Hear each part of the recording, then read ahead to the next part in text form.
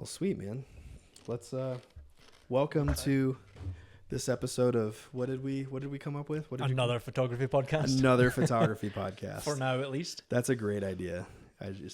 We're just another photography podcast.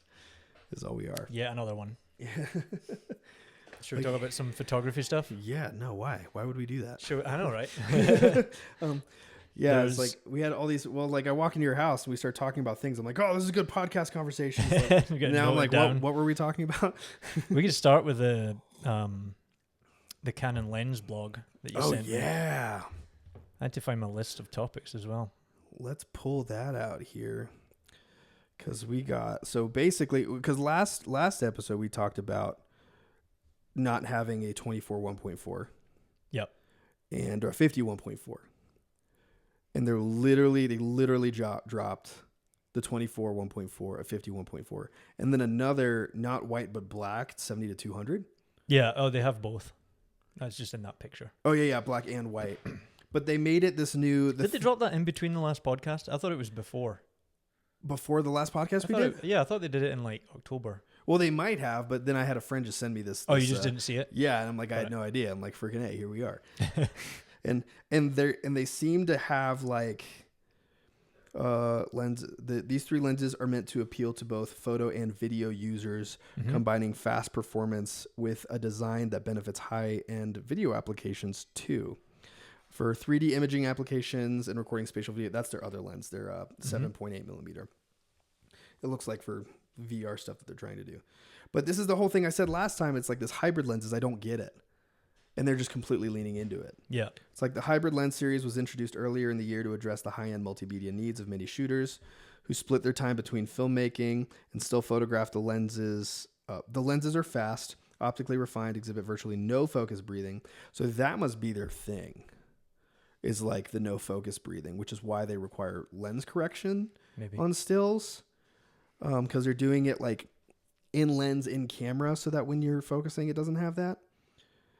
And then the L series durability and performance photographers. Oh, dude, freaking L series durability and performance. That reminds me of the thing is freaking EF L series chromatic aberration. And my frustration with that, it's so you said you prefer the 35 1.8 because it has less chromatic aberration than the EF 1.4. So the the RF 35 1.8 seems great. Yeah. And it is great for most things, but I found on a wedding day, the focus wasn't quite keeping up with what I wanted it to do compared to what the EF 35 1.4 L original, like version 1, was able to keep up with. So I preferred the focusing USM motor on that old 35 1.4. The image is cleaner on the RF 35 1.8 because it doesn't have as many of the aberrations. Right. But the EF 35 1.4 has really bad chromatic aberration if you're wide open, particularly. I think once you stop down at like 2.8, it kind of goes away. Right. But then it's like, what's the point? But what's the point? Right. So have a 24-70 2.8 and just leave it at 35 at that point. So I just haven't really been using any of the 35s. And I was excited for the 35 1.4 VCM because the RF version is probably not going to have as much chromatic aberration. It's got a much shorter flange distance. Is that what these are called? These are VCM? Yeah. Okay. It's got a way shorter flange distance. So that, I think, is one of the things that helps control chromatic aberration. I think the longer flange distance on the DSLRs was one of the reasons that chromatic aberration would be introduced more often and it was harder to control. Interesting. I might be wrong, but that's how I have understood it, at least. I mean, it sounds right in terms of like, because chromatic aberration is generally like when you have the moving elements within the lens. It's like, I guess a distance from the sensor would make sense. And so that's why the mirrorless have like virtually no chromatic aberrations. I believe so. That's the way that I've understood it, just from stuff I've seen on the internet. But I don't pay that, I don't pay super close attention personally to it. The EF 35 1.4 L version 2 had really well controlled. Oh yeah. And that's probably the lens that I would prefer to use, but it's so much bigger. And then when you adapt it to to the RF lens. have It's to just like a overlap, really large 35mm 1.4 lens, and I don't like huge lenses for no apparent reason. Right. So I mean, I could have the 35mm lens that I want, but I'm just refusing to use a large 35mm lens. I like the Sigma Art one. Yeah, It's great, but it's kind of heavy, and when you adapt it, it's super front heavy. Right. And the first time I used it on RF, it didn't really play that nice with it, and that was an old one that I'd been using for 5 years, so that could be the problem. But Interesting. so I just ended up kind of abandoning having a 35 that I'll use on a regular basis. Yeah, that's kind of the same. Like when I got the 35 1.8, I really enjoyed the size of it, and because it's a focal length I virtually never use, because I'm 50-24 guy, it's like I had a hard time incorporating it into photo work. Yeah. And also because it's 1.8, it's like I'm so used to shooting at 1.2, 1.4, it's kind of like, oh, I'm compromising a little bit, but do you think the focus issues have to do, being that we're pairing these with mirrorless sensors, has to do with the fact that it's slightly less light being let in? Maybe. And which is why the 1.8 wouldn't be focusing as well as the 1.4? Maybe, but I find attaching like the EF85 1.8, like that really old one. Yeah. I think it focuses just fine. Yeah, you're right. I think it's the STM motor. I think it's just not built for the same speed as the USM motor. Yeah, my 35. It's, you're literally the angle on you, this angle here, is the 35 1.8, and then the angle on me is the 35 1.4. Which I have to say, that's the version 1 you said? Yeah. Like, even looking at this, like, I am backlit. I'm actually seeing virtually no chromatic aberration, and although that's like, this is lower. It doesn't show up all the time. When it shows up as a, you will see it, like you could zoom in on like the edge of the window frame or something and you'll see it. Where it shows up as a bigger problem for me is wedding days with a black tux and a white shirt and like the collar. And the 85 1.8 has that same problem. So it would never bother me if it was just in the background somewhere like that. But when it's on the groom's suit, you can like click on the thing and desaturate it, but then you get a gray strip instead. And I'm just like, if it had been anywhere else in the picture, it wouldn't really bother me. But it's on a black and white groom's suit, and it's the subject. Right. So. Yeah, I was going to say, because chromatic aberration correction is probably one of the things that any client would not notice. Yeah. But it's like when it is on your subject and the subject of all the things, like being the group, that would make sense. And for the one time that, you take a beautiful portrait or something and they want that to be the bigger print that they make, or it's like a double page spread in their album or something. Like, oh my God. And then you can see this purple line. Yep. I just can't, I don't want to deal with it. So if I can have a lens that doesn't do it, which is why I more often now end up using a 24-70 for anything but portraits on a wedding day.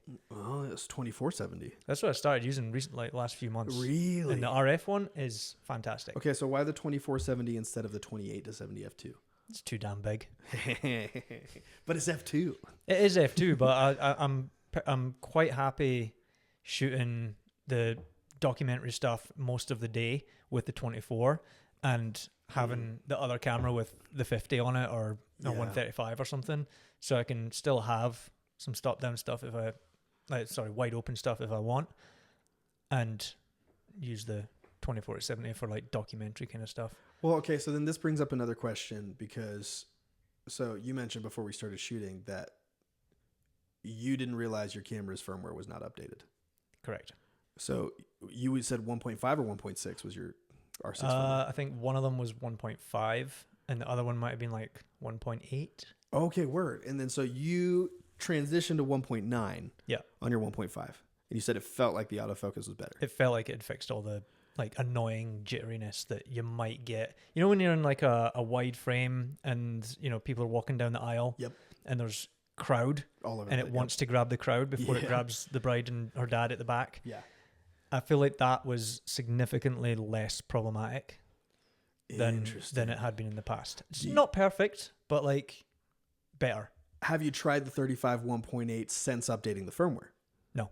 I sold it a long time ago. That's a thought. Yeah, I think it might work better now. I've often wondered if like the R3 would drive a lens like that better. Well, yeah, my buddy has the R3 and he loves his 35 1.8. And I noticed, that's bringing. I feel like we're never going to be able to do a podcast without mentioning Sam Hurd.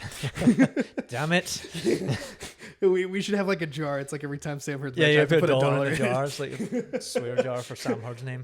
I almost brought this up earlier, but I was like, no, I'm not going to say Sam because I talk about Sam like crazy. But he did a video. I think it was with his family for the holidays or whatever, and it was and he had his R3 with the 35 1.8 on it. And I'm like, it's a great, like, the weight of that is a great combination, and it's like the 35 1.8 just is so small on the body.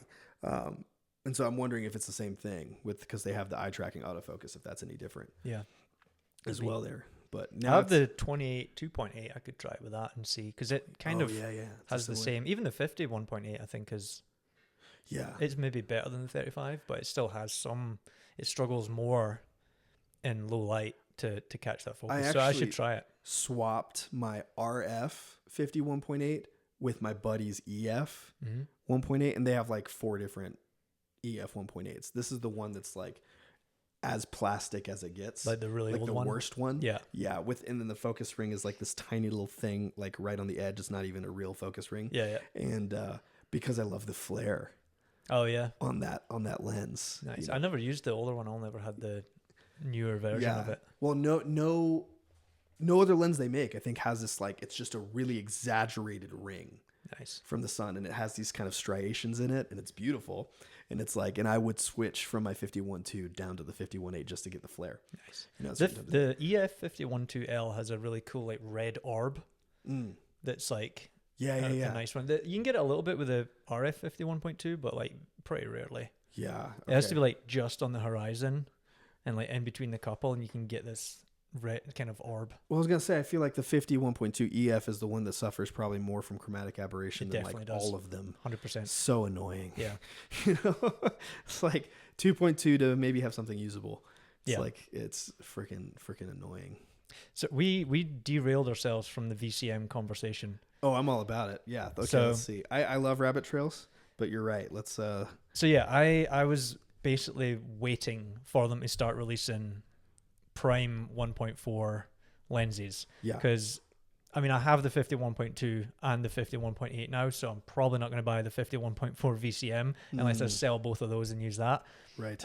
But for the 35, I was like, the 1.8 doesn't really satisfy what I want for a wedding day, like sturdy, weatherproof, something that I don't need to worry if I get a Colorado rain shower at 4:00 during a ceremony, and I don't want it to be the 35 1.2, which has been rumored for a long time. And I'm sure that'll be as big as the 50 1.2. Dude, I made a video about the rumors for that, and it never dropped.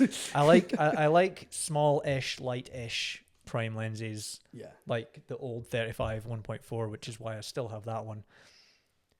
Oh man, I derailed myself. I wanted those like fast primes, relatively light, L glass, weather sealed, tough enough for a wedding day. 35 1.4 VCM seemed great. Weird distortion issue. Yeah. I think in practice, actually using it and just leaving the corrections on, because I don't worry. I mean, the vignette's nice on like a lens when you have it. Yeah. But I'm not too worried if that goes away. Right.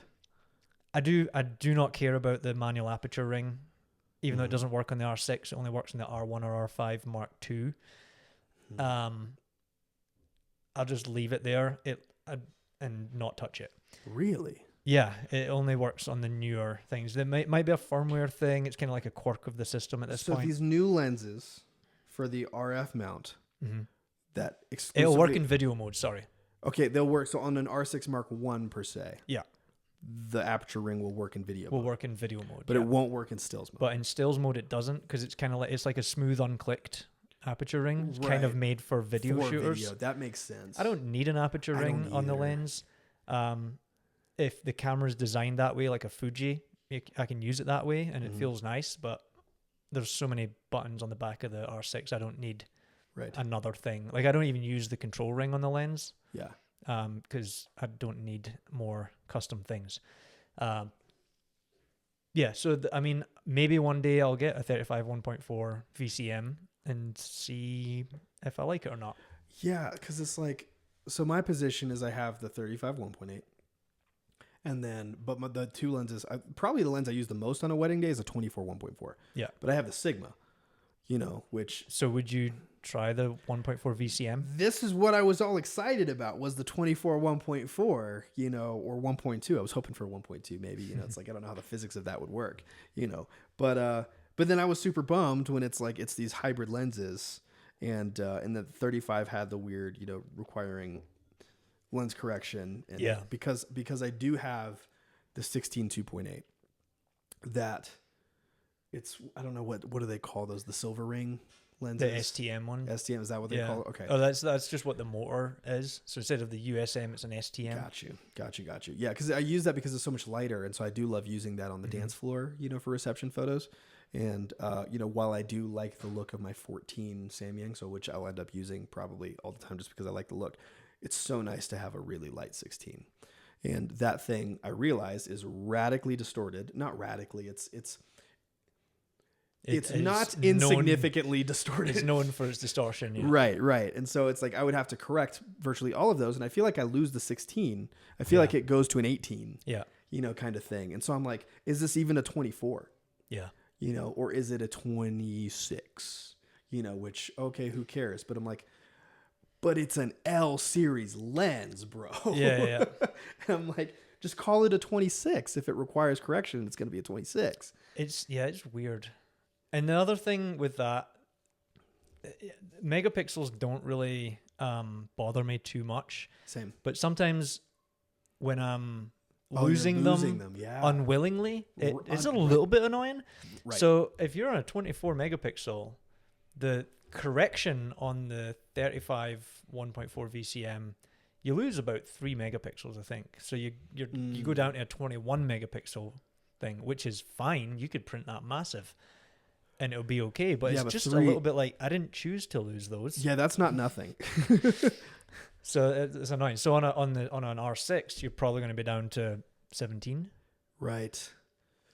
Yeah, so that gives me a little bit of pause, because I'm like, well, sometimes I crop a little bit.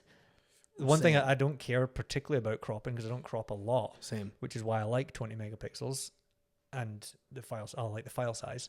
Right. But when I'm just forced to start at a lower megapixel, I'm like, right. That's annoying. So I don't know if the 24 is as bad as the 35. I feel like I haven't seen as many people say that the 24 and the 50 are as badly corrected. Right. It's like, well, here it's like, okay, I guess I could buy the lens and make a review. It's like, I like your review videos. You have very good review videos. Well, thanks. I always think they're terrible because I don't check enough of the facts. I'm just kind of like, this is how I feel. Right. All feelings, no facts on this. Dude, unfortunately, that's kind of all the internet really cares about. Yeah. I mean, no, it's not all it cares about, but like, I feel like the majority of the noise that goes out on the internet are reviews, and I'm a sucker for them. I watch 10 reviews on the same thing. I've actually like in the 4 years or something that I had been posting, and I guess I haven't posted much in the last couple of years, but there is always in the comments, I think more people that, let me start again. With review videos, I think that more of the people that watch them after buying the thing in order to validate their own purchase. Because I almost get more comments that are like, I have this and actually it's really good and blah, blah, blah, blah, blah. That's so funny. Yeah. I think I'm guilty of that. I'm trying to think of the stuff I do that. I buy the thing and then I just watch it. Because it's almost like you're like, it's part of the obsession or part of the like, it's like when you got a game as a kid and you would have the game, but you would read the little book pamphlet in the case, on your way home or whatever. Yeah. And it's like, and then when you weren't playing because your gaming time was up, you're back in your room looking at the book. Yeah. Sort of thing. So I feel like that's kind of probably a similar thing. Yeah. There it's like, or maybe you're excited to learn something about your gear that you didn't know. Because especially with cameras, if we're talking about cameras, there's like, I stereotypically am the dude who doesn't read the manual, you know? And Sure. so, Yeah. and I would much rather watch people online unpack that. Yeah. Yeah. Yeah. And then get some cool ideas of, oh, you could do, like, that was the thing. I bought the R6. I'm like, oh my gosh, this is great. And then put another $1 in the jar. Sam Hurd comes out with how he sets up his autofocus, you know? And I'm like, no way you can do that. And then I did that. And I was like, I was mistaken about the whole purpose of this camera. The whole purpose of this camera is this amazing autofocus feature that has never existed on, you know, any other Canon camera. Yeah. Holy cow. And it's like, I think he said on his R5 review, he's like, I have to try to misfocus. And I'm like, and I'm looking at his little video on how he's doing it. I'm like, how did you do that? And I texted him and he showed me how to do the thing. I'm like, no freaking way. You know, and then I've showed a bunch of people since then and it's blown all of our minds. And I'm like, I can't fathom the amount of people with this camera that have no idea how good the autofocus can be. Yeah. Yeah. You know, in the thing. But so like, okay, so we mentioned the 24. If I'm going to buy one of these, I'm buying the 24. Yeah. So if we're, okay, so it says looking at the primes first, the RF24 1.4L VCM and RF50 1.4L VCM. Dude, so many words, letters. Yeah. These lenses bookend the existing 35 1.4 and add a wider and narrower focal length options while maintaining the same 1.4 speed. That's crucial for low light shooting and depth of field control. The 24 is a great option for establishing shots, landscapes, cityscapes, and interiors, while the 50 is standard normal focal length. That's versatile enough for portraits, landscapes, and more selective views of the broader scene. Thanks for telling us that, Canon. I didn't know these things. Both lenses feature dedicated manual iris ring, which, yeah, it was always interesting to me how like more vintage lenses had that. Yeah. And I guess they were always more stop down rather than just kind of the smooth transition. But okay, so the VCM stands for voice coil motor. Voice coil motor, yeah. Okay. Linear AF system and a nano USM AF system to adjust the floating focus elements for maintained sharpness throughout the focusing range. The 24 millimeter focuses down to 9.4 inches. That's interesting. I wonder what my 24 minimum focus distance is. It's like because It's that or less, because it seems like it can get fairly close. Yeah, that's okay. That's interesting. And the 50 focuses at 15.7 inches. Which to me feels like... That feels far. It does. Like, I think that's more than the 51.2. I think so. I can get pretty close to that 1.2. Yeah, I feel like I can too. And like, I'll do ring shots with that. Same. Like, I just don't even bother with I literally flip it to manual and I do it to the closest focus distance and I just kind of I track it until it goes red and then I back up a little bit. Yeah. I do that, but manually, you know. Okay, VCM rear focusing system is effectively silent, offers smooth movement. Yeah, this is really kind of more video related features. One of the things, so there's been so many like complaints about these like VCM things. I keep seeing people being like, this is weird, this blah blah blah. When I think Canon are doing the right thing by trying to please photo and video, because so many people seem to be shooting hybrid. Right. But I don't know if everybody actually is shooting hybrid or just everybody on YouTube. Right. Like, there's a whole bunch of people that are doing that. There's a bunch of people that are maybe trying to shoot wedding videos and photos at the same time, like That's Taylor Jackson kind of style. Very fair. But I think most of the market probably is doing one or the other still at this point. However, when you try and do something to please everybody, you end up pleasing nobody, because you make these like compromises either way. Right. That being said, I would wager, having not used any of these, I would wager that these VCM lenses will be excellent in both those environments. Yeah, I think you're probably right. Like, for video, I don't really know for video, but the non-focus breathing seems to be like a big thing for video people. So it's going to be nice that it's not got focus breathing. Maybe the corrections are nice for video people. I'm not really sure. And if you just leave the corrections on and don't think about it, right? Like, I don't think there'll be any. I don't think you're going to look at it and be like, this has got a weird distortion on it, or this is 3 megapixels shorter than what I would expect from my camera. I think it would. If you don't pixel peep and nitpick at all the little details and just use it. Yeah. I bet it's fantastic. Yeah, that's the problem with all my criticisms. It's just all secondhand or like he said, she said criticisms. Yeah. And it's like, I'm sure once I actually get the thing in my freaking hands, I'll probably like, that's the real problem is I'm talking about something I have nothing to say about yet. You know, I'll eventually report on something because I have a little like gear bucket in my bank account. Nice. So like 10% of all my deposits, so that I don't overspend something on gear. Amazing. I've 10% of all my deposits are going into the gear fund. I'm going to buy the 7200. I've never owned one. No way. I've never owned one, and I've never liked how big and heavy they were. Yeah. And this new one is internally zooming. You can put a 2x teleconverter on it, and it's fairly light. That is something. I think it's like 2.5 pounds or something. Being able to do video on a gimbal with it, you know, getting the crazy. That's one of the things about the uniform size, which was one of my criticisms, because that's a ball ache if you're trying to pull lenses out of a bag. Yeah. And you don't know if you're grabbing your 24 or your 50. Right. And you have to like stick colored tape on it or something so that you can like easily do it like in a dark environment in the moment instead of trying to see which one you're holding. Like that's one of the downsides for me. Haven't had that problem because I have Sigma and Canon. Yeah. Between my 24 I don't really have that problem with any of the lenses I have just now, but if I was going to get that 24 1.4 and 50 1.4. Yeah, they do look. And if they release an 85 1.4. Right. Like I'm a fan of 35 85. They have the 50 85. They have the 85 1.8 right now. Okay. Yeah. Yeah. I think it's an F2. It's F2. Yeah.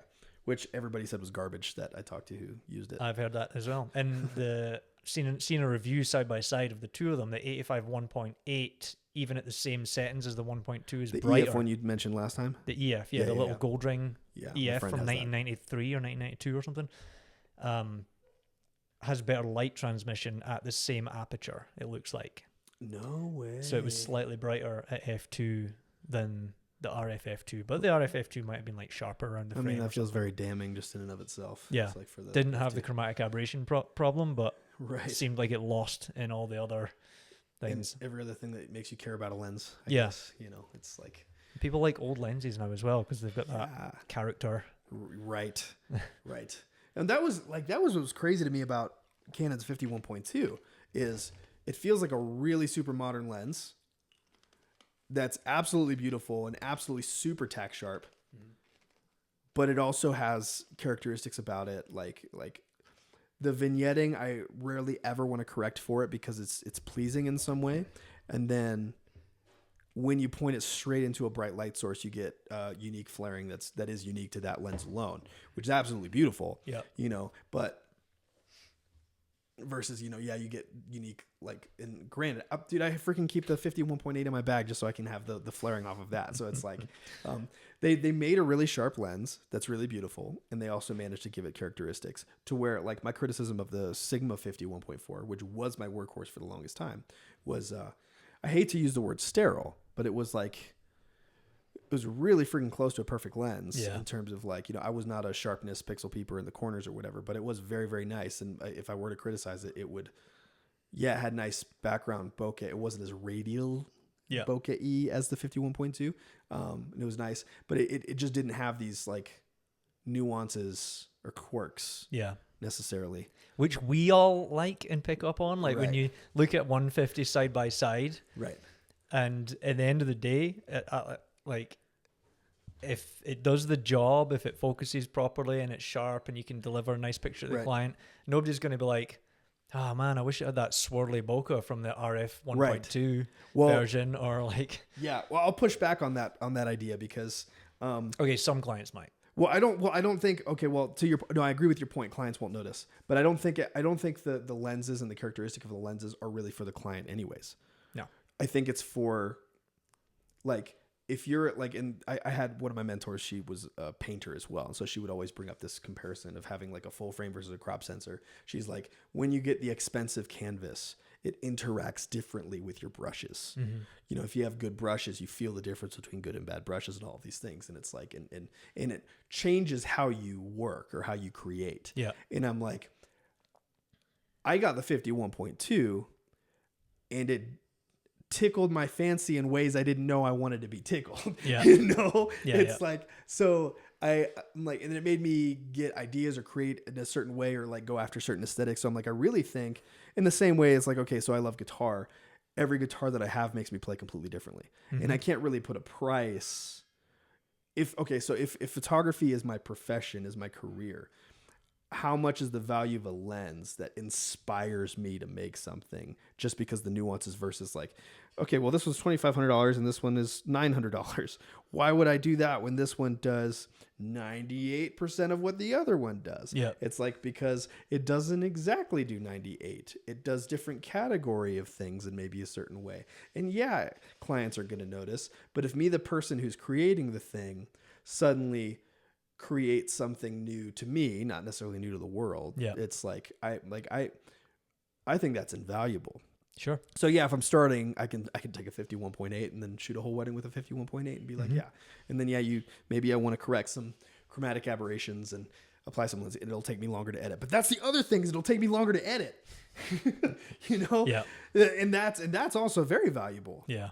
I think. And that was like, I will say getting a 51.2 did expedite my editing time. Yeah. Because I pull it up and I'm like, oh my God, this image is beautiful. Already looks I don't great. want to touch it. So I'll move on to the next photo. And Yeah. it's like, and when we're talking about lens corrections, that's not just a like click and done. Maybe some people is click and done, but it's like, I like to like, oh, I wanted to get rid of chromatic aberrations, but I didn't want to get rid of the vignette. Or it's like, I wanted half of the vignette. So then I'm scrolling down to that portion of Lightroom and I'm doing that. And you've already kind of tripled your edit time. Yeah. You know, on a thing. So it's like, so why spend $2,500? If that's your main career and you're creating a faster workflow to produce something that like, that's a buddy of mine who was a pressure washer. You know, he was like, he could get a house done, and I don't know what the time was, but he said like half an hour. People are like, oh, if it only takes you half an hour, why are you X $100, whatever? And he goes, well, I spent money on the good thing to be able to do this faster. Yeah. So it's like, wrong question, you know. It's as with everything that I say, there's a million caveats. There's an inverse to it as well. And it jar. Oh, let's go. There's like an inverse to all that as well. Like, yeah, like, yes, I think as a working professional who does this as a full-time job, you could be like, I'm gonna invest in the $2,000 lens over the $200 lens because I can deliver something with a slight edge, you know, not $1,800 difference in image quality, but like there is a difference to the 1.2 over the 1.8 when you're shooting wide open. It's just it's a bit more beautiful, a bit more contrasty, you know, like there's a glow maybe to the image that you might not get from the cheaper one. But if you are like, even if you're a working professional, I talked about like some professionals that I've heard talk about with great careers whose images are just mediocre. Yeah. The nicer gear doesn't really make the nicer picture. Right. You know, so I'm thinking about, I've got Leica in my head now because whenever I talk about Leica on the internet, like last year I rented a 35 Ep.2 Summicron version 6, $3,800 lens. Absolutely best lens I've ever used. Absolutely gorgeous. Feels great on the camera. Balances beautifully. Like nothing about it was unpleasant.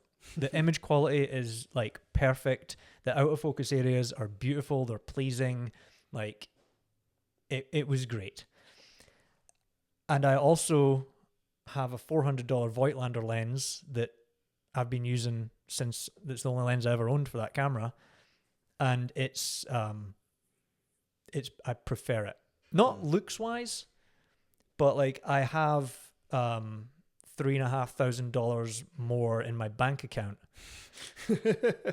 And I can do all the things that I want that Voigtlander lens to do for me. Which the money in the account is something to be said. And I like the pictures that it makes. And the $3,800 lens didn't elevate what I was making in my mind any higher than what it was. However, if I'm selling those images to clients, I would just pay for the $3,800 lens for those times that shooting wide open would make that little tiny bit of difference. Well, is it about making the difference, or is it about how you feel about your process? Maybe about how I feel about my process as well, but I like the way the smaller Voigtlander lens feels in my hand over the Summicron, because I've got small hands as well, but it's just like so like compact and delicate, and maybe the focus pull is a little stiff compared to what I would like. I prefer that on the Summicron, but because it's just a little knobby knob for the focus right here. Yeah, and the Summicron has the same thing, but it was a slightly different shape, and I found it mildly less comfortable, maybe, although it pulled easier. It was smoother. There's all these sort of different nuances, but there's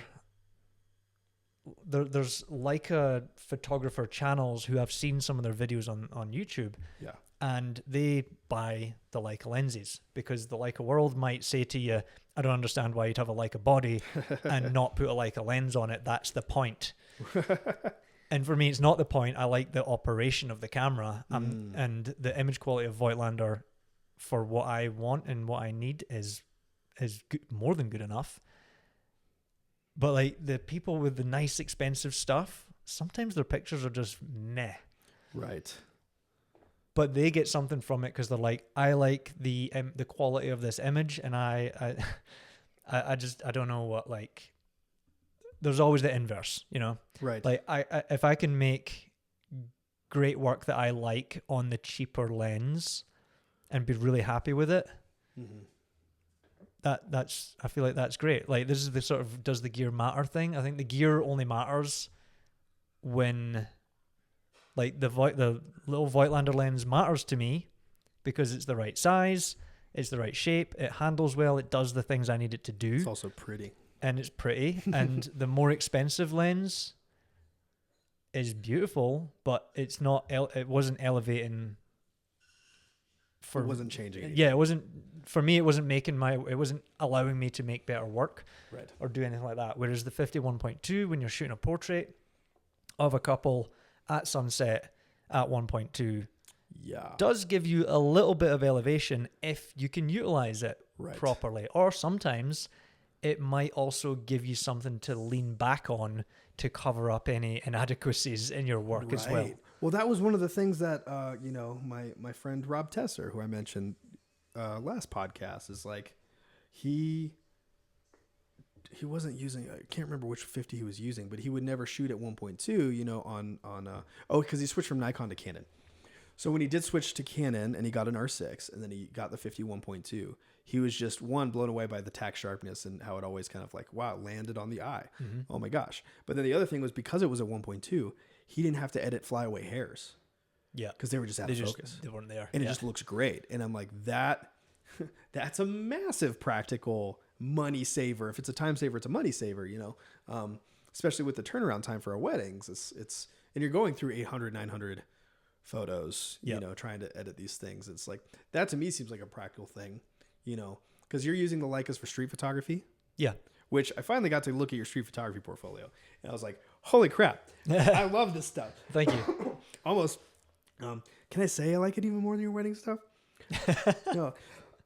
I think when I went back to your wedding portfolio after looking at your street photography stuff, I think I understood your DNA a little bit better, your creative DNA a little bit better. And it's like, and it made me want to do street photography. It's like when you put one person in shadow and one person in, light, and then the way you compose certain things and everything. And, yeah, well, I realized, like, because you brought up street photography before and how you love that, and I didn't even know that you had a street photography portfolio. So then I went and looked for it. I'm like, holy crap, this is awesome. Nice. Which, it's a whole nother. Do you have a website for that, or is it just? I just use like the free Adobe portfolio thing on the website. I don't know the last time I updated it. I think it's under just the liamgordon.com, like the same as my YouTube channel. Oh, word. I was gonna say, you need to make like a portfolio page for that. It's like, you know how PicTime has their gallery delivery and then they have the fine art? Yeah. You should make a PicTime fine art. Put it in the art gallery. Because your stuff's great, man. Thanks. I love your street photography. Thank you. I have to get into I've never touched that mindset before.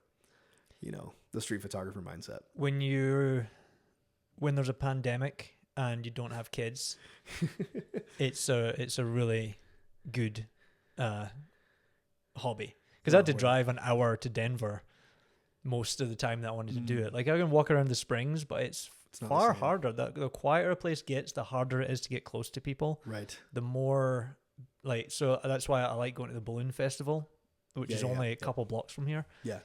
So you get up at 6 a.m., walk over to the Balloon Festival, and everyone is bathed in perfect sunrise light with these inflating balloons around them, and it's like street photography heaven. Yeah. It's so much fun. But that happens 3 days a year. So if you want it any other time, it's just kind of like, it's a much harder thing. Like, it requires a lot of time. Like I would go out before Quinn, I would take 1 day every 2 weeks, maybe every week if I'm lucky, and just 8 hours in Denver walking around. And if I got 4 pictures, that was a really good day. Yeah. You know, I would take hundreds, but like most of it is utter crap. Yeah, that's I'm reminded of a story. I can't remember which photographer. It was like some National Geographic kind of talk I was listening to. He was talking about how he had his, flagship Nikon. I think at the time it was like a D4S or something. And then he had like an 800 millimeter, these massive stuff. And he was, that guy covered on the Safari, but there was a bunch of tourists also on the Safari. Yeah. And they had a little, digital point and shoot. And they're like, oh man, bet you're getting some good photos with that camera. That's what they said. And he goes, hopefully 1 or 2. And he's being completely serious. Yeah. It's like when Nat Geo, that's what you get the shot. Yeah. And then the guy's like, oh, you must not be a very good photographer. I'm getting hundreds of good ones. No, you're not. No. I think the standards are a little bit different, in that context. But it's I feel like if I'm doing street photography, a buddy of mine asked me, why don't you do fine art photography? And I ended up sitting there thinking for 5 minutes without saying any words, something along those lines. And I was like, I think art costs too much. Like costs me to make something that I consider art. Yeah. Costs me too much is what I mean. Yeah. I think because my standard of like, yeah, but Michael, you're shooting weddings and you're making art, all this stuff. It's like, yeah, I'm capturing moments and these things that are invaluable to my clients or whatever. But if I'm trying to suddenly make whatever I'm making about me,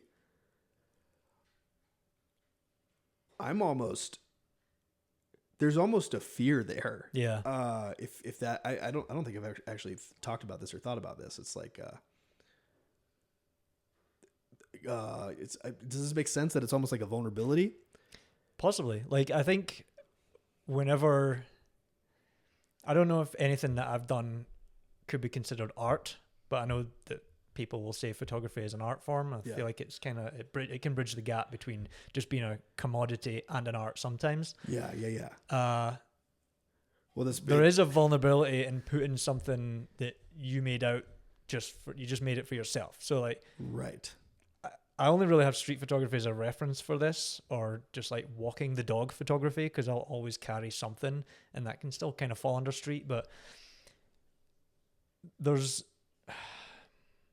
a process in doing all of these things, and when I walk around with my camera, 99% of the time I'm failing at it. And when I made YouTube videos about the street photography process, I was putting out my failures all of the time. Most of the time I was like, I tried to do this is how it came out, it didn't really work out how I wanted it to.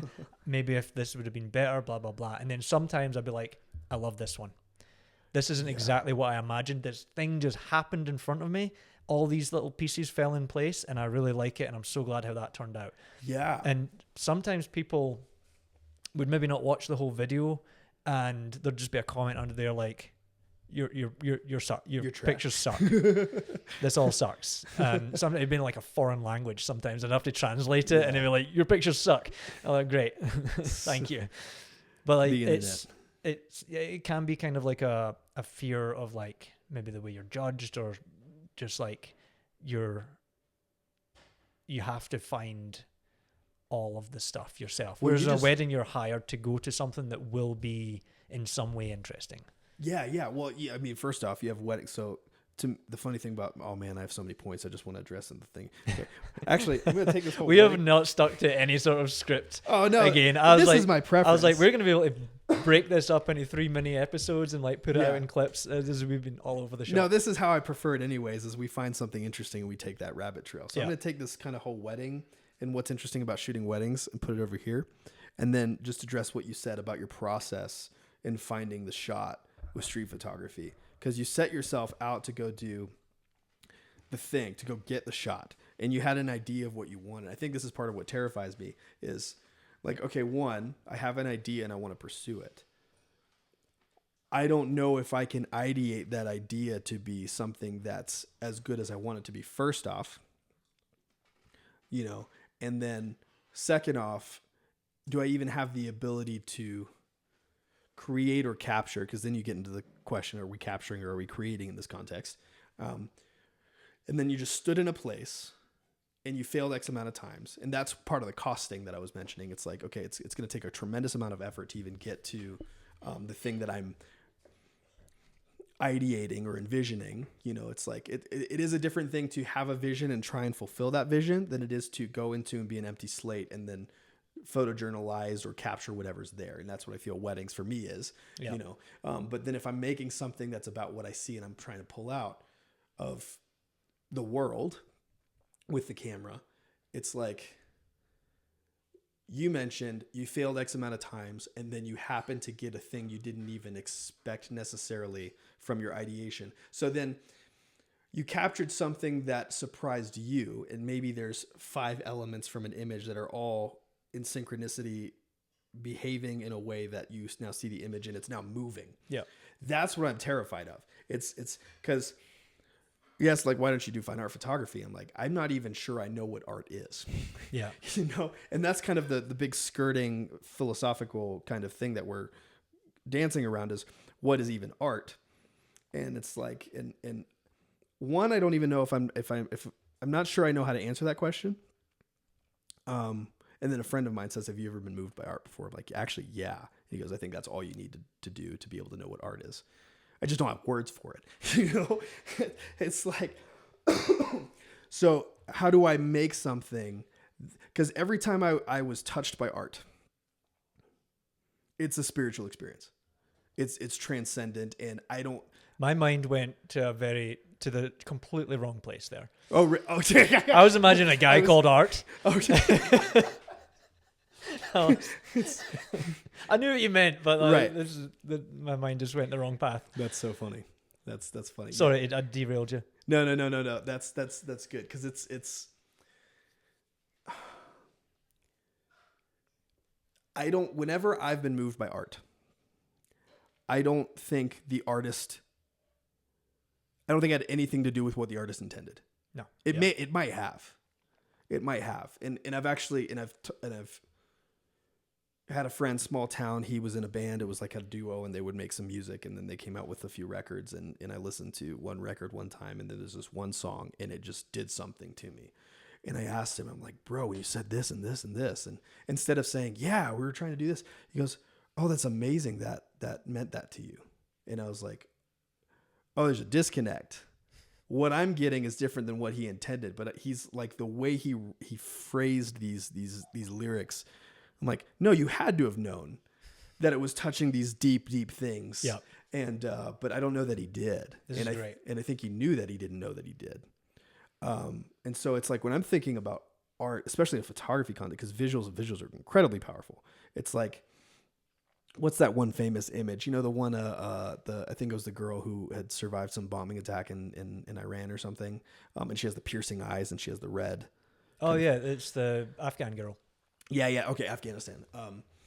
And I mean, I wasn't moved by that image like everybody else was, but the more I understand the history, like the moment and where that was captured, the more I see, oh, okay, this image is getting deeper. Yeah. And so I'm like, okay, so how, I don't know where to begin to start capturing something like that. All right. Everything you've said here is perfect. It's exactly how you should feel. I think when you make a record, when you paint a picture, Yeah. when you do photography. What other people take from it is none of our business. Right. Because you just, like, you make something and you put it out and other people will make their own conclusions from it. There's, this happens to me all the time. I dislike the word storytelling as a photographer because I don't understand what it means. And every time someone, like, I hear there's a story in that or whatever, I'm like, I've never looked at something and thought, I'm going to tell this story of this moment or anything like that, even though that's kind of what you're putting together on a wedding day. Yeah. I just see it as like, it's a picture of a thing that happened. And I don't look at pictures and think, excuse me. I don't look at pictures and think, what's the story here? Right. And sometimes I watch a YouTube video and someone's like, this person walking in here, where they maybe coming home from work, were they feeling sad that day because they've got their head down, all this kind of thing. I'm just like, I just saw a thing that might be interesting and took a picture of that. And then occasionally I'll get comments in my pictures that are like, there's a great story here. I love the story of this. I'm like, I didn't even think about what story might be. Right. I tend to look at a picture more like, what is happening here? Like, I prefer the questions rather than answers from art. Yes. Yeah, I agree. Like, that's kind of how I look at things. But other people will look at it and be like, I feel the story. Interesting. So when you talk about, you took something from that other person's song, they just made something. They went through their creative process. They probably tried some stuff, iterated a little bit on it, and ended up with this final product. They put it out there, and then you took something from it that they never intended. Right. Because it resonated with you in a certain way. And I think pictures are like that. I think art's like that in general. Yeah. And I'm not a connoisseur on art at all, so I don't know how much bull crap I am talking right now. Well, okay. So I pose the question to you: have you ever been moved by art in any form? Sure. Okay. So then I think that makes you qualified. Yeah, mostly music and pictures, and I think I've never spent a lot of time in art galleries or anything like that, but art galleries are probably like, I mean, I dream for the day when I'm in an art gallery and I get hit. You know, I'm standing there and it's just like, people are like, why is this guy crying?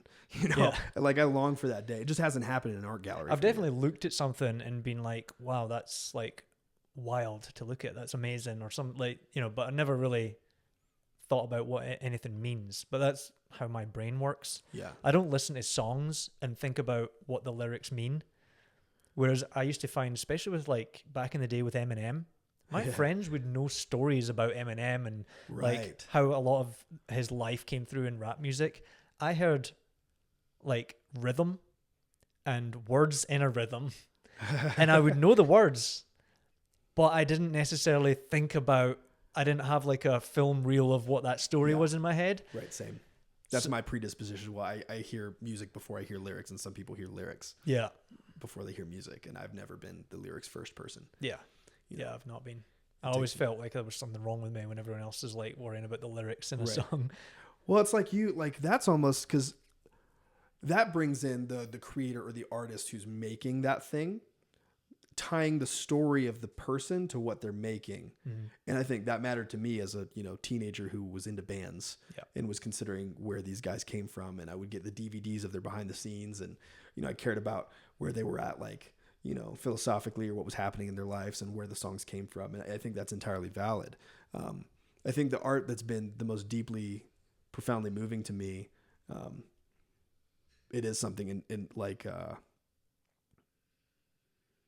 broke out, like, the Switchfoot Beautiful Letdown record? No. Okay. That's, my lack of music knowledge would be probably offensive to you. Well, that was like, okay, so that was a big record, like, what, 15, 20 years ago? Something along this. Oh my gosh, it's 2024, so that was 20 years ago, give or take. Holy crap. Okay. So I was listening to that as a teenager. Mm-hmm. And, you have your, like, I think when you're like 12 to 16 is when all of your music preferences get formed, mm-hmm. Based on what you're hearing for the first time. I'm like, what did I don't know what I decided. I'm like, I'm going to put on this old, like, I'm going to get nostalgic for a minute. And I put on this record, and it goes through all of the songs. And I think it was just because I'm in a different phase of life, and all of them are like completely demolishing my worldviews, like of where I'm at in that moment. And they're suddenly relevant to things I'm experiencing in my life in that moment. And it's just breaking me. Like, and I'm like, I used to listen to this thing and thought like the guitar riffs were so freaking cool. And I would sing the lyrics, and it's like, I didn't really think about the lyrics, you know? But one example of this is, if we're adding to the noise, turn off this song. It's just this one lyric. Yeah.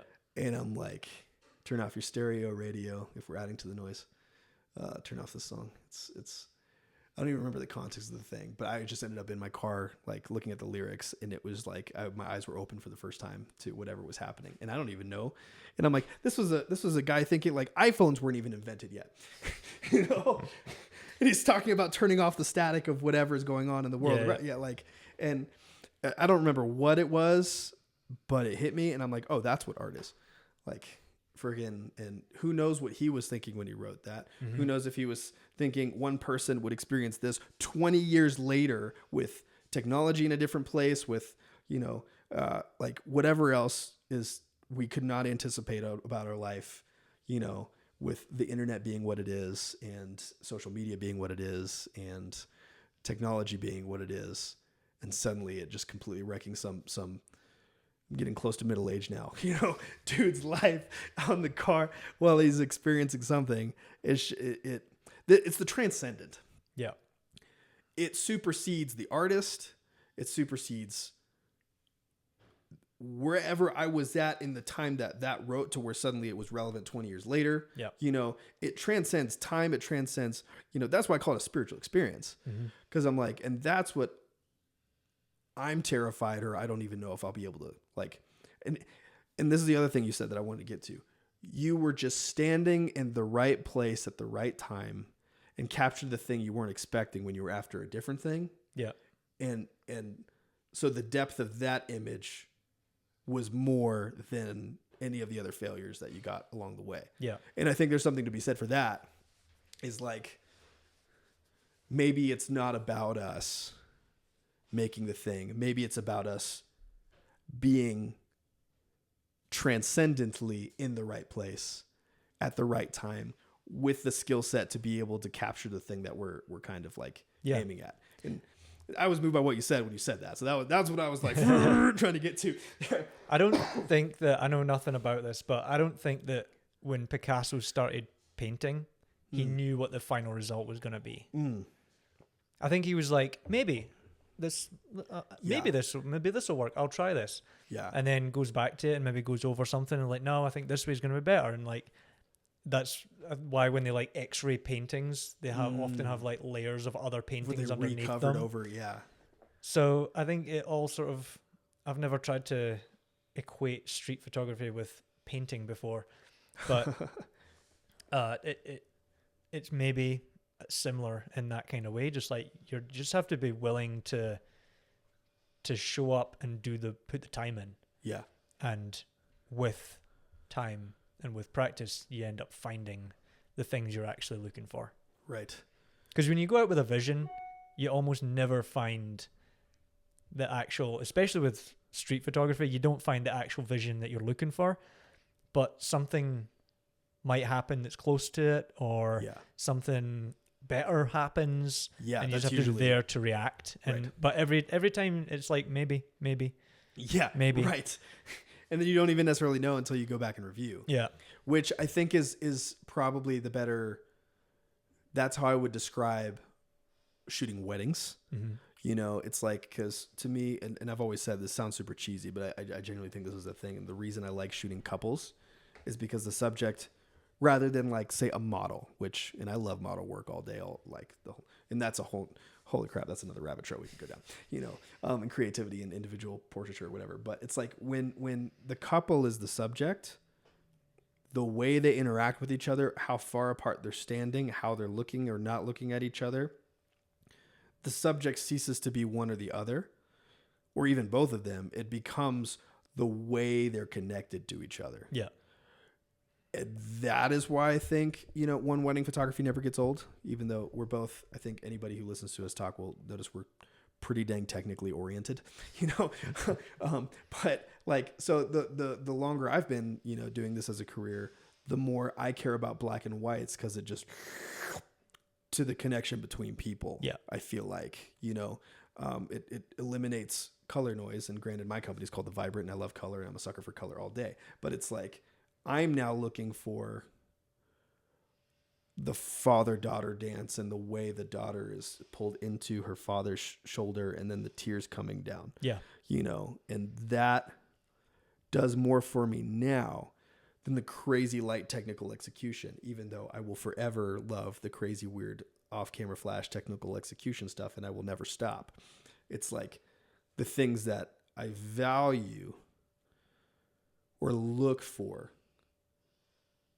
12 years in shift to, because you can take that technical thing and apply it to anybody, and it's great. And I think it's great for that. But what makes somebody's wedding unique now to me is the fact that them and their relationship to all the people in the wedding is unique to them. Yeah. And if I can capture that, in addition to getting all the shenanigans and the love and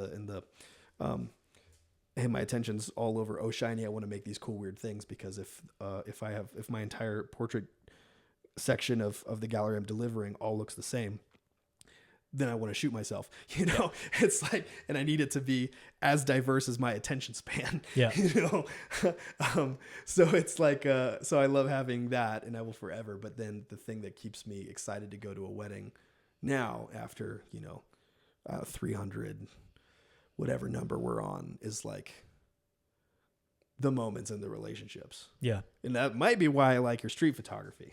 Maybe. This I found this year in my wedding stuff, on a like, if I get portrait session, I'll always do like some standard stuff, keep grandma happy sort of thing, like the one that they're going to print and put on the mantle, get those out the way, then sort of like work my way into like ones where they're interacting with each other and they're snuggling, the more emotional looking ones, a couple of walking ones, and then I'll try for like a more creative odd one or two. But if I don't get the time to do that, I would rather take the keep grandma happy, the grandma's mantle picture, just smile at the camera, have that in the bag, maybe a couple like interaction ones, because I can do those really quick, especially with couples I've done an engagement session with before. And if that's all the time there is for portraits, or if the couple aren't really into portraits, which I've had a few times this year, interesting, I am happy to play around with candid stuff and do dance floor stuff and try and be creative through the framing of candid moments, kind of thing. Like I would rather give people a reflection of how their day felt, and let go of the portrait session, and just give them a couple nice portraits, and then have loads of portrait time, but not as much candid picture time. Because I think 30 years from now, when they're looking back, maybe they've got kids, they're showing them an album they made, I would rather have the timeless ones, the ones where they're how the day felt was shown, rather than portraits which may or may not age well. No idea. Well, it's like, how do we know if they what is it? I guess the crop of the here, so you see how they're smiling at each other in a certain way, but you can't see their eyes or whatever. It's and I think those, and to be fair, I think those will age fine. I agree, because in like, if you look back at famous photojournalist pictures, stuff like that from back in the day, close-ups, slightly oddly cropped stuff it's not like out of fashion, it's not bad, it's not it's the post-processing effects that tend to be the thing that goes stale. Like the white vignette of the 1980s was the soft focus, like the super hazy sort of things. Those sepia, are, speaking of, haven't sepia, seen sepia, and thankfully haven't seen sepia in decades. Those are things that went stale a long time ago and never really came back. Whereas the direct flash thing was a thing in the 60s and 70s, because that's how what technology was. That's what it was, and I think still looks good. And it came back as a trend. And it may go away as a trend, but I think it'll be fine in the future. It'll still hold up. Yeah, it's not cool to say, but I do think it has more staying power. Yeah. Than certain things for sure. What I think won't have staying power is the blurry photo trend. I was just wondering if about done badly. If done, yeah. Because there are blurry photos of many great photographers which were done well in a certain way. Right. So like when the couple are moving, and we might have talked about this already, when the couple are moving and you get a blurry picture of them moving in a sort of intentional way, it's really hard to describe what an intentional way looks like. Right. But if you go to their details, this is the artistry and thing. Just flick your camera at a 60th of a second to make a blurry invite,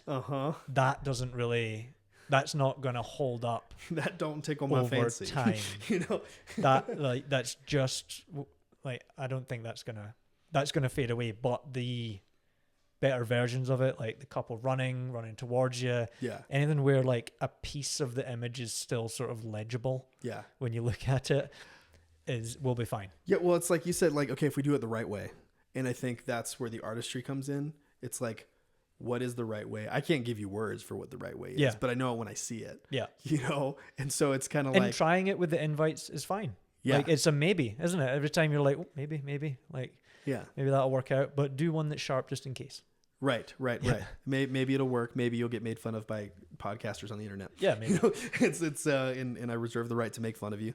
You know, it's plenty they can make fun of us about. Yeah, I would agree. It's funny. I did a podcast with my friend Michelle, and you know, partners in the thing, and we basically went through and dollar in the bucket, you know, looked through other photographers' portfolios and talked about what we loved about it and the stuff. And Sam heard, and then people's dislike of his portfolio because they thought because their criticism was it's not timeless.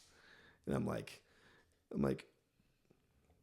I would consider his work modern, you know, at least the portfolio stuff that he shares. And to be modern and timeless aren't necessarily synonymous. Yeah.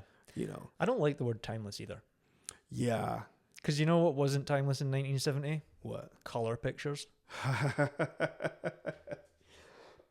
That's funny. Real photographers don't shoot color. That's funny. What wasn't timeless in 1930, 40, 50 or something like that? 35 millimeter. Real photographers shoot 8x10 slide. 8x10s, wet plates or whatever it is. Yep. So it's the same. All these kids running around with the 35 millimeter cameras thinking they're photographers. Yeah, exactly. I don't know necessarily what timeless mean. I think it means different things to different people. That's fair. I think I don't know that Sam Hurd's photos could be considered not timeless or whatever, because he's been doing it since 2000 something. Yeah. And if he started shooting wide open stuff back then, because his portfolio kind of looks like that all the time, and he's only improved on that process. His old stuff, even though it's maybe only 15 years ago, it looks fine. I think that's also a testament to him picking a style and committing to it. Yeah. It's like his portfolio works together cohesively over a decade. Yeah. Like that's massive. It's like I'd have to go back to my year 4 or 5, and then up to then, it's like before then, it's like, oh, you're trying to lift your blacks like Sam, you know. And then I was copying other photographers before then, and which actually the stuff I was first doing probably fits in my portfolio better now than it did for that window I was trying to copy Sam. But also, why does it have to be timeless? How many wedding pictures have you ever looked at and thought that's timeless? Mm-hmm. Because the way stuff looks now, if you're looking at some of the trendy stuff like the Lux wedding kind of look or something, it might have had a day back in the 90s or something. There might have been a Lux wedding look previously as well. Yeah. The nicer weddings that have stood the test of time a bit longer. Right. But you can almost always look at a suit and be like, that's a suit from the 90s. Right. So it's funny you just mentioned the wear. So the dresses, you know, so that's why I can't necessarily pull stuff from 10 years ago and keep it in my portfolio now, because you can tell the era is different from the dresses. Yeah. You know, or the outfits or whatever those are. So it's like there is an element of you having to keep your stuff current, even though maybe your old work holds up really well. But it's like it is actually the outfits. My friend brought this up to me as well. That kind of reveal the era that you're in. Yeah. And I would agree, like sometimes having, let's say, a photographer that you had made images that were trendy. That's what they were enjoying doing. And that's what they were making. And then you can go back and look at your wedding album. And that reveals to you the era that you got married in. That's not necessarily a bad thing. Yeah. That those photos have to hold up 30, 40, 50, 60 years later. Yeah. When your grandkids are looking at them. It's like, no, when I look at my parents' photos, I'm like, dude, that is, what is that, the 70s, 80s, the 80s, and you could tell it was the 80s. Yeah. And you had the big poofy shoulder things. Yeah, yeah. A la Napoleon Dynamite, and I think it's definitely not timeless. And I think it's a vibe that creates nostalgia. Yeah. I think. Nostalgia is a powerful thing. Yeah. Because, like, as I sort of came into adulthood in the 2000s, everything from the 90s was dated, ugly, and, like, past, basically. Yeah. Now the 90s is 30 years ago, and people love that direct flash point and shoot, grainy film. Yep. Like, poorly exposed kind of look, and are equating that with a maybe a more timeless look, or maybe it's just a 90s look or something. But it's just a circle of trends where it's coming back. Well, if I think anything and I'm just holding on to my little point and shoot cameras, waiting for those to be the ones that people want me to bring to weddings again. Well, I think if anything's consistent is the grand majority of clients don't necessarily know what they want. And, I think we as artists and, we have photographers from all variations of skill levels who are all kind of doing weddings and doing work that interests us. It's like, I think it is a beautiful thing when you find a photographer whose work you resonate with, mm-hmm. and then they resonate with making that sort of look and that style. And then the marriage of those two things is signing a contract with that photographer, having them execute your wedding. And then it's like, I don't think anybody should necessarily tell you, like, I mean, assuming they were good and their intention and they're not, not proficient or incompetent or not professional, it's like, no, I think you got exactly what you wanted. It's like in doing the thing. Do you know what you want? It's like, if you're like, oh my gosh, I need to have this person, I think that's a rare thing to find. Yeah. Because a lot of people, I'm like, oh, I don't know. Tell me what I should be looking for. And I've had people I've sat down with and they're like, I don't think I'm your vibe. Yeah. It's like when you see this photographer, what do you, oh my gosh, that's what I want. Here's this photographer's information. You know? And it's like, because I want them to have what they want. Yeah. Which might change. Yeah. But we all change like that. Yeah. And because, like, if I see photos of me being an emo kid when I'm 16, it's freaking like, I'm glad I'm not that anymore. But it's like, it's fun to look at. And I'm glad I have the photos. I've had 2 client prospects that I have steered away from me in the last couple of years. Same, actually. The first one, I never meet people in coffee shops, but they were like coming to town to look at venues, and they're like, we want to meet you in person. And I was like, fine, go to the coffee shop around the corner and we'll have a chat there. And as we're talking, I'm very much into like non-intervention as much as possible, unless I have to, like candid pictures throughout the day. And then portrait session, I'll pose heavily and prompt people. I think what she was looking for was specific posing, which to me sometimes ends up feeling more stiff or posed. I like to also get some natural candids in there. But she also was looking for like Photoshop retouching. She was like, my face needs a lot of work. One of my eyes is a little bit smaller than the other or lower. And she did not need any Photoshop work. Like, she looked symmetrical to me. That's the most terrifying to me when they say they need a ton of work, and you're like, I was like, I am not sure what Photoshop work you would even be looking for. And I was like, I don't do a ton of it. Right. And she was like, tell me about someone else, like her sister or someone who, she was like, you could see every imperfection. And I was like, I'm not going to get rid of your crow's feet. I'm all about imperfections, bro. If you have some stuff you're printing in your album and you just want it like touched up a little bit, no worries. Let me know what pictures they are. I'll do that. And I was like, but look, what we've talked about, if my portfolio gives you pause, if any of this gives you pause, I don't think you should hire me. Right. But what I can tell you is that if you like my portfolio, that's what you can expect to get from me. Right. And I work really hard to make the best work I can for people. And they didn't end up hiring me, and that was fine. I was honestly relieved. Yeah. Because I was worried that she was not going to be happy with what I would end up delivering. Yeah, because then you're not happy because you're trying to. Yeah, I'm not happy if someone else isn't happy. Yeah. And the second time it happened was this past fall.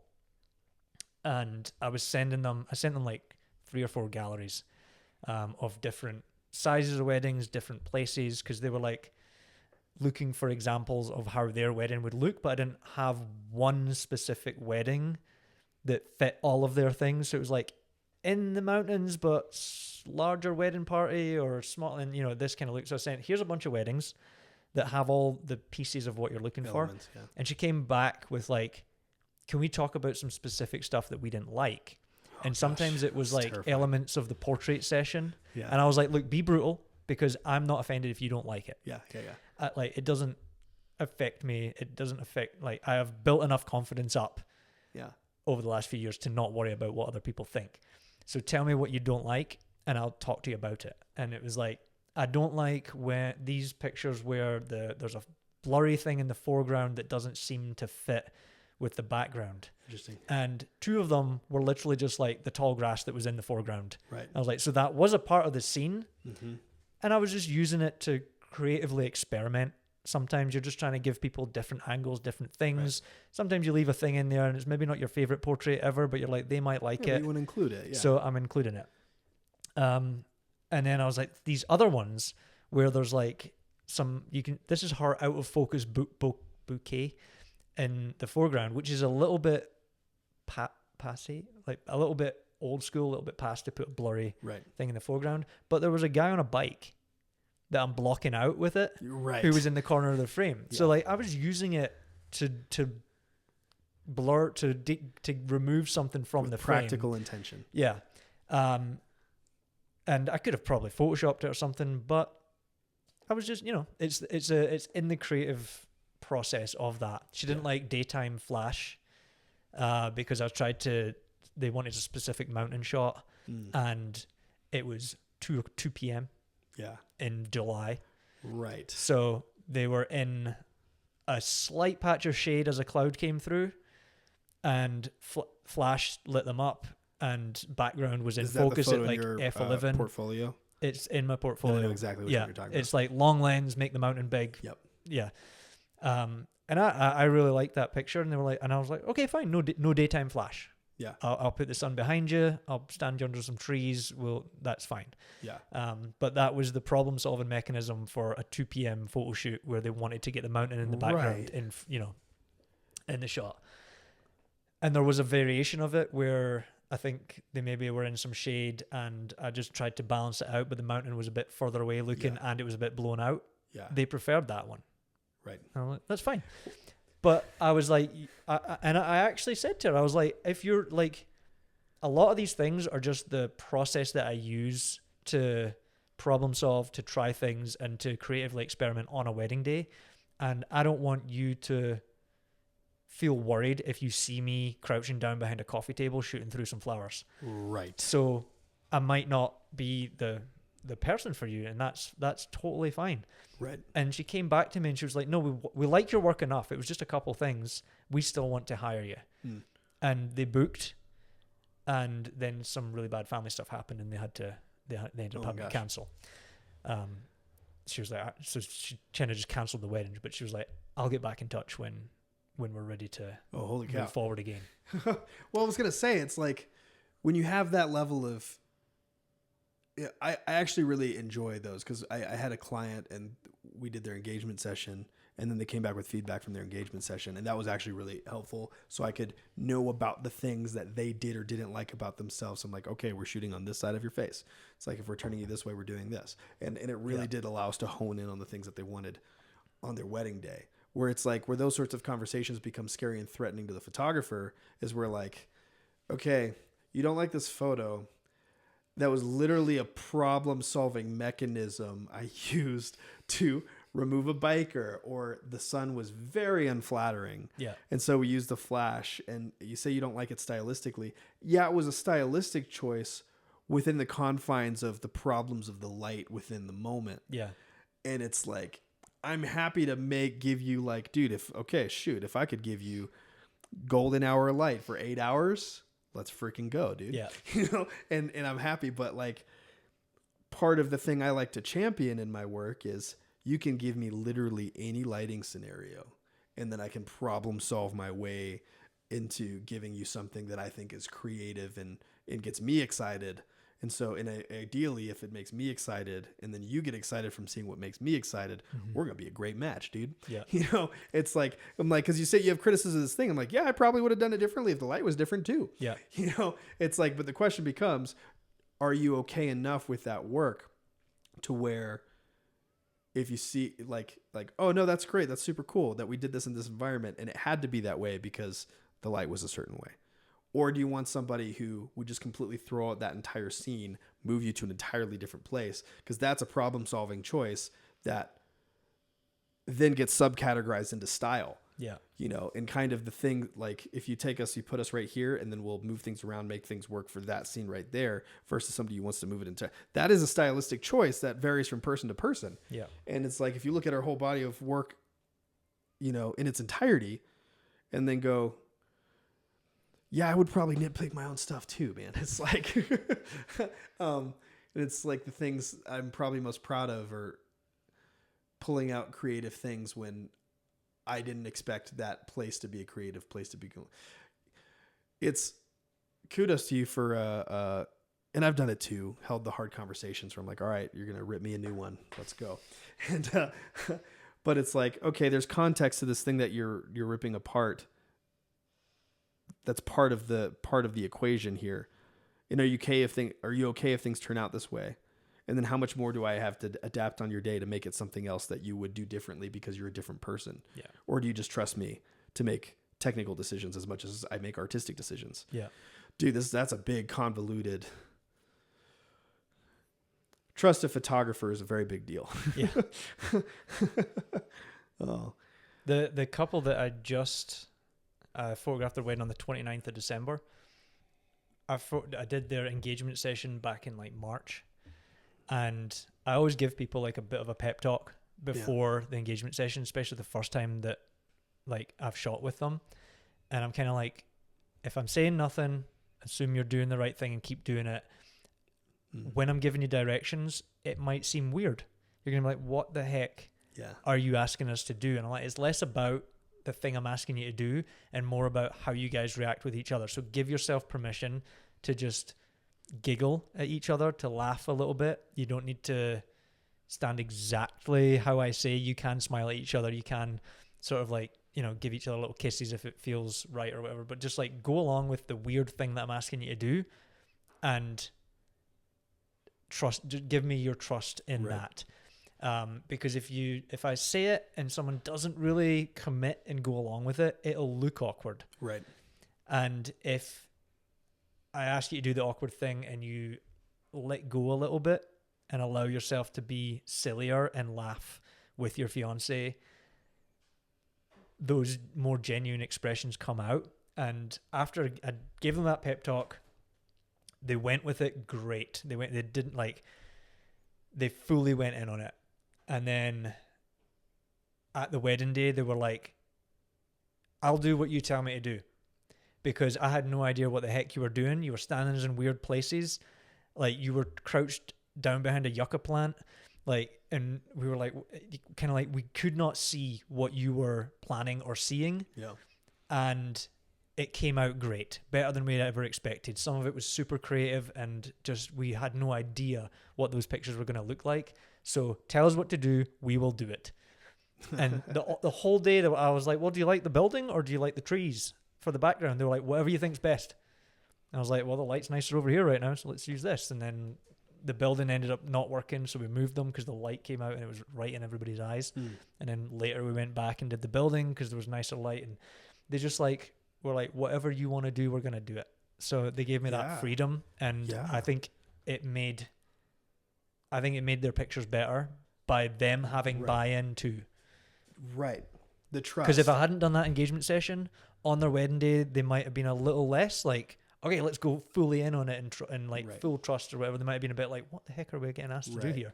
But they kind of knew what to expect from the experience of the engagement session, that the pictures I would end up pulling out of it would be right. And that's just like, it's funny. It's like, because the whole thing I just said about the scariness of having that conversation, I feel like I need to put a giant disclaimer on, because it's like every image that you just described, like, oh, we're going to set this up this way or do this way because the light is this way. And then color contrast is this way. Composition is this way. We're making 100 different decisions between the one still, like, and it's not that we're so smart, we're so good, we know how to do it. It's like, okay, if you do love the whole body, there's 1,000 decisions that went into that portfolio. Thousands and thousands of decisions, more so than just the creative fuel. Do you trust us to make those creative things based on the portfolio? Or it's like, it might be better to find somebody whose entire portfolio you do resonate with, so you can just allow them to make those decisions too. Because that's like the better choice, even if it costs you more money. Yeah. Or less money. Well, because my whole desire, and it's not that I won't bend over backwards for my clients, and that's the disclaimer I wanted to get at. It's like, because I will modify things for people. It's like, how many of the 20 decisions that go into an image are they thinking about 3 of them, or are they thinking about all those 20? And then are they wanting to, because if you're a photographer and you want to do the thing and you have this idea and you want me to fulfill that idea of your vision, absolutely. When mom says, oh, this would be great if we got a photo of the flowers by the cake, and I'm like, okay, it sounds like, and I'm just throwing out just a very oversimplified example. I'm like, but when they describe something, I'm like, it sounds to me like you have a very specific vision for what this should be. Is that what you're thinking? It's like, and then they go, maybe it's, oh yeah, no, that's great. Or it's like, well, I don't know. I've had that too. I'm like, okay, like, is there any other words that you could give me? It's kind of, like, fulfilling vision is very, very difficult thing to do. Yeah. And so trusting a photographer's vision is invaluable if you find somebody you do trust, because otherwise, yes, I'll bend over backwards and I'll change things and I'll do things based on what they want. And I'll collaborate. I love collaborating to make a cool image. But I want to make sure, if you love my whole portfolio, then that's what I can create for your wedding day on autopilot if everything in my life or your life is going wrong. Yeah. It's like, let's say my dog died, or I suffered a horrific tragedy in some capacity, and I'm still showing up at the wedding because that's what I do, and it's like, and I'm creatively not there, but you have a process. I have a process. And you can follow it. And I can jump into the creative bandwagon even if I'm like, part of me is dead. Yeah. While I'm there, and I can still make it. And I've had a couple of those. And based on the portfolio, you would never know that part of my life was falling apart, Yeah. And it's like, my low level day is still like I knocked it out of the park kind of way. And I worked really hard to get to that. But it's like, so if you can't trust the whole thing, I would much rather you find somebody you can. Yeah. Because the same goes for everybody else in life. Yeah. Unless they don't show up because their boyfriend's grandfather died, which has been a thing I got a call about, to be able to shoot someone's wedding because their photographer said they couldn't come because their boyfriend's grandfather died. And I'm like, yeah, sure. Let me know what you need to do for me to help you. Yeah. And so I became the photographer. Wow. And I'm like, not that that's, I feel bad for that person, but that's, I mean, that sucks. I would still be at work. Yeah, absolutely. Yeah. But, if my wife died, different conversation. I got a guy, Liam. He's an award-winning photographer. You're going to love him. My wife died. And then I'm going to break down on the phone with that person. Yeah. And they're going to understand, Yeah. I think even, the same. I'm showing up unless I break my leg on the way and I'm literally going to the hospital. Or if Quinn or Melissa dies, I'm probably not going to work. I'm out of commission for months. I'm calling you or any other photographer I know to go and cover that day and Yeah, probably that just give you the happens. whole money to. No, I'll just pay you the I'm not entirety taking any money if that and happens. do the editing, please. No, if that happens, I'm doing all the work for you, and I ain't taking no money because that's Fair. like that's friggin' yeah. Yeah, it's moments like any other time. Funnily enough, I was thinking about this the other day, so I'm just gonna, as we're talking about not showing up to weddings. Was it last year? 2020. It was 2023 season. I was sick enough for a full week leading up to a double wedding weekend that I thought I might not make it to the weddings, and I was kind of asking around people if someone could cover at least for the first day if I wasn't quite ready yet. Yeah, And like yeah. one guy I knew was like, I have a wedding like really far away, but I'll do it. I'll make it if you really need someone. And the day of that wedding, I was like 90%. You know, and like I was like really, really sick in bed. Hey, Quinn. What's up, buddy? He saw me. He's He's like, like, what on who earth is is this happening guy? here? What is happening? So I was like sick in bed, throwing up, like unable to eat for like 5 days. Don't know what happened. Came back from it, was fine to go to the wedding. That wedding finished really late, and it was out of town in the mountains. So it was a 10-hour day. Then you had to I drive was how at many 90%, finished at 1 a.m. They did their exit picture. I then had a hotel in that town. Yeah. Went to the hotel. The oldest lady in the world was on the desk. Oh, God. And she was taking such a long time to figure out the room. And then eventually she was like, it says someone's in that room, but that's the room. This is the room that's saying is open, but I think I gave someone a key for that room. Went up there, the chain was on the door. Oh, Lord. So I opened the door, heard someone freak out in the background, went back downstairs. I was like, someone is in that room. So then she's like looking for, she's like, oh, there must be another one. She went and tried the door, and they were like, what's going on? By this time it was like 3 a.m. Oh, my God. And I had a wedding the next day. Oh, no. Sick. And you had a multi-wedding weekend. Oh, my God. Yeah. So I was like freaking out. I was like, I need to drive. Like, this is the only hotel in town that has a 24-hour check-in. It was a little town. And oh my gosh. So I was like, you know what? I can't wait any longer. So I'm going to just go and figure it out. So I went back and I ended up staying in like Canyon City. So you drove how long to Canyon City? It was probably an hour. Man. I was going to drive all the way home to just sleep. Yeah. And then get back out there, same direction. Done that. But when I passed like the Holiday Inn, I was like, I could just stay here and it'd probably be fine. So ended up staying there. I was like, can I get a late checkout?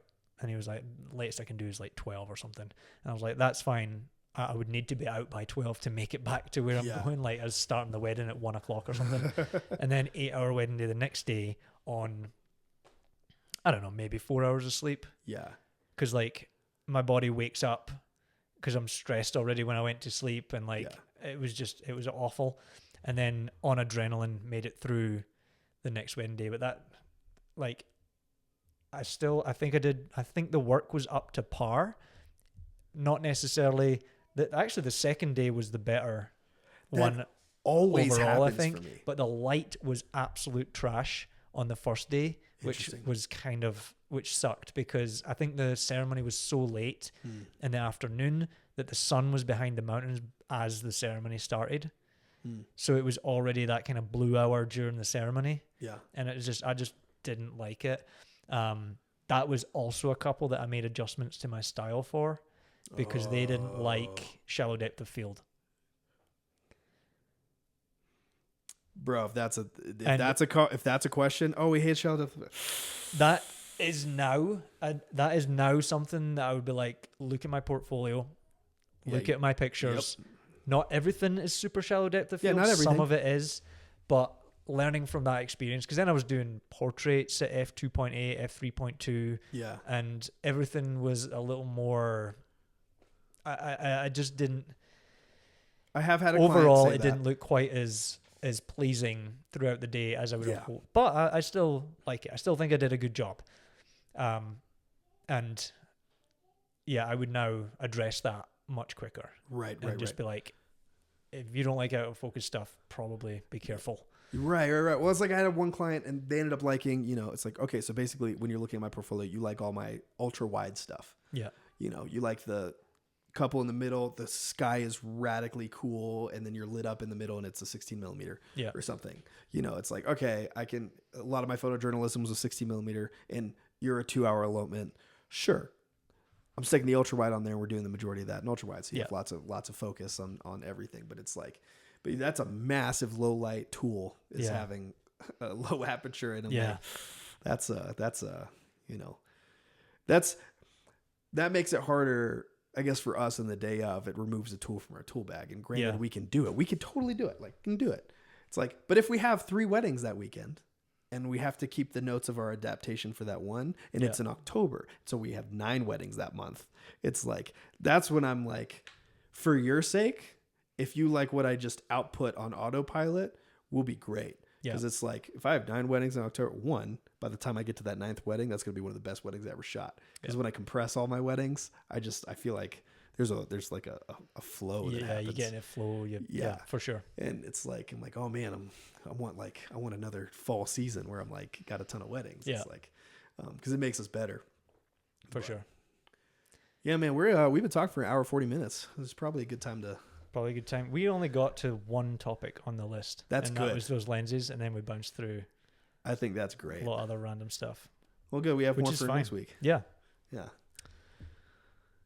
All right. How do we end it? Tell everybody where they can find you on the internet. Oh yeah, that's a great idea. Okay, so my Instagram is thevibrant_CO for Colorado, and then that's my Instagram. The website being thevibrantcolorado.com is mine, and then Liam, if you want.